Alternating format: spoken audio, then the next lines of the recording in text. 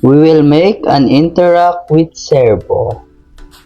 And here are the components.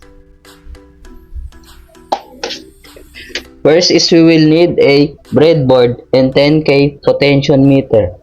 We will put it to the breadboard. Then, we will need a 3 jumper cable. We will connect it to the breadboard.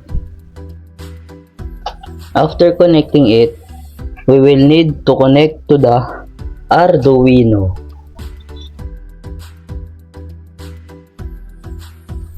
And then, we will connect the servo into the Arduino.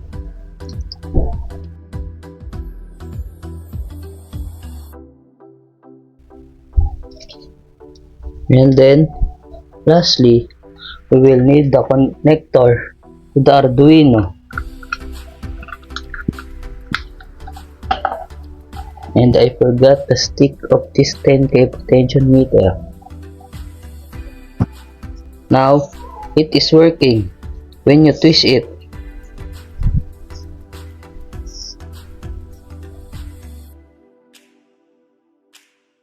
Good day everyone, this is John Gerson L. Baclao.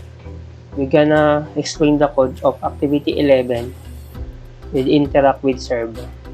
First, we include the server library, which is #include, then servo.h. Then we create a servo object named myServo to control a servo motor. Then we declare a variable to store the analog pin used to connect the potentiometer. With each in, then pot pin means for potentiometer pin 4 to 0. Then we declare a variable to read the value from the analog pin, which is int val. Then in the void setup function, it will run once when the Arduino is powered on or reset. And then next we attach the servo to pin 9, which is myServo dot attach to 9. Then the main loop function that will repeated after the setup function, we call it val, then equals to analog read, then pot pin. It will read the value from the potentiometer value from between 0 then to 1023. Then it will scale the value to use it with the servo value between 0 and 180. Then we're gonna set the servo position according to the scale value.